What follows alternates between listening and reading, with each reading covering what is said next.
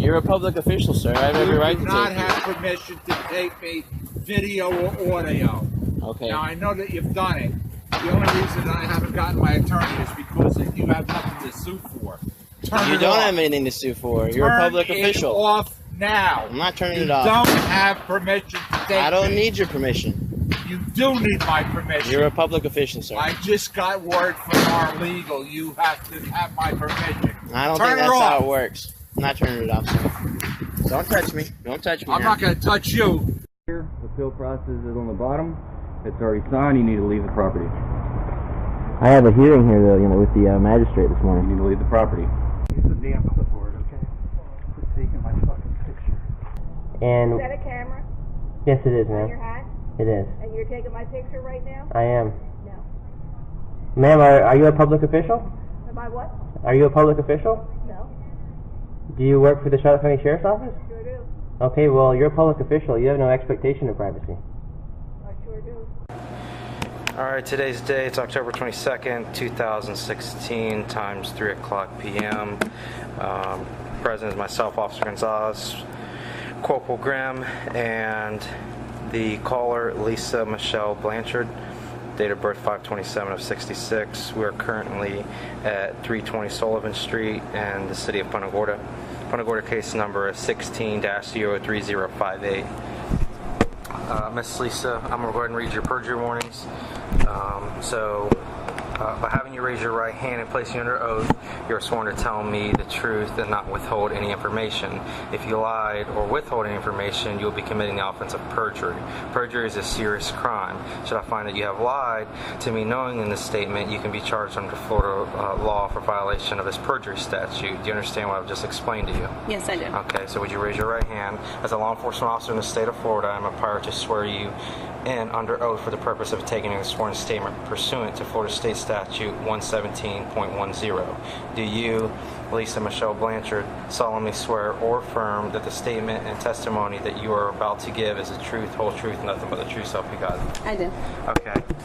Miss Lisa, could you explain what happened today prior to you calling the Punta Gorda Police Department? Yes. I was coming southbound on 41 and had turned east onto Olympia, and I was headed to my business, which is the Orange House at 320 Sullivan, and I noticed a white male crossing Sullivan Street into my parking lot. Both businesses in the parking lot are closed, so I had no idea why somebody would be coming into the parking lot or what they would be doing. I pulled into the parking lot, and as I did, I witnessed him go between the two buildings and go to the right rear door of the property. He was a late 20s, early 30s white male wearing a red t-shirt, orange shorts with blue trim, tennis shoes, and really closely cut hair. I went in between the two buildings where he was going because I knew that he was headed towards the back of the building where my office door is. At that point, I witnessed him pulling on the door handle. Then he hadn't seen me, to the best of my knowledge. I stepped back a little bit and prepared to call 911. When he came out, I asked him what he was doing. He said, nothing. I said, can I help you? He said, I'm good. I said, what are you doing? He said, I'm looking for someone. I asked him who he was looking for. He said, somebody that works here. I said, who? He told me Carlos. I have no one that works for me named Carlos. I didn't identify myself, so he did not know who I was at that point. I asked him Carlos who. He gave me a last name. I think it was something Hispanic like Rodriguez or something along those lines. I asked who he was, what he was doing. He would not answer me. He started to walk away. At that point, I was dialing 911 while we were still in the parking lot. I let him get probably 40 paces ahead of me, followed him. He continued walking down Sullivan Street all the way to Marion, took a right on Marion towards 41 northbound. The whole time I had him in my vision, in my sights. Okay. And then at 41 and Marion, he was stopped by police officers. At that point, the first officer that stopped him, I hung back at the corner. He'd continued to walk. past that officer at that time. The officer, I could hear the officer say to him several times, "Stop, I need to talk to you, come back here." Then you pulled up, and at that point he was detained and handcuffed. All right, how long have you ran this business, if you want to? About a year and a half, since April 1st of 2015. Okay, and is it common for people to go to the back of Never. the door? Nobody ever. Most people don't even know that's back there. It's pretty well covered. I never accept deliveries there. The only person that would ever use that door, honestly, would be me as I go between both buildings. Okay. Sometimes. So it'd be safe to say that everyone that you comes here comes through the front door of this. Correct. Business. There is another door on the left-hand side, which sometimes my kitchen staff might come Right. through, but again, nobody Not comes. the office hidden door. No. When you say it was covered, how can you describe how it's covered?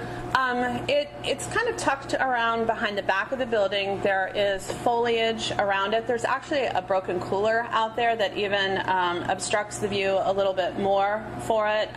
It does have an overhang. There's a gate behind it, so it's obscured from the property behind me.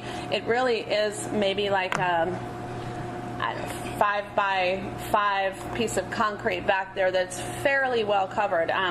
When I came in between the two buildings, I had to kind of go over to the right to see, because I didn't know where he was going, to see him, and that's when I could see him pulling So on the door. from between the two buildings where you're standing, you could not see him until you went around. Right. I had to come almost to the back of the building to see him. You couldn't, standing in the parking lot, you definitely couldn't see him. Even standing in the middle of that, you couldn't see him. You had to get back there to see where he was at.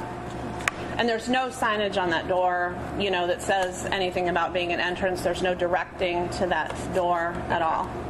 When you say he walked past the other officer, how did you identify that person as a police officer? He was stopped on 41 with his lights on. The officer was stopped on 41 in the left-hand lane headed northbound. As the person turned the corner, well, as I turned the corner, he was stopped there. The guy was probably approaching his car at that point. The officer got out of his vehicle. He was clearly in uniform. His lights were on.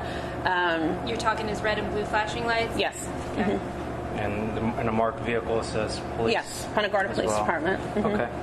All right. Anything else you can think of to add to the statement, or is that about it? The only other thing I guess I would add is that he was carrying flyers in his hand, that he was political flyers, that he was promoting a candidate, which seemed to be maybe part of his ruse for why he was approaching businesses. Did he ever tell you that he was campaigning? No, he did not. He never said one thing. Every time I asked him what he was doing, he just said he was looking for somebody that worked here. He gave me no explanation that he never offered me a flyer or anything like that. He never told you who he was campaigning for? No. Nothing like that? No. Okay. All right. Well, then this concludes this statement. Hang on, do I have to redo it? Okay, so is everything you told me in this statement the truth, the whole truth, and nothing but the truth, so help you God? It is.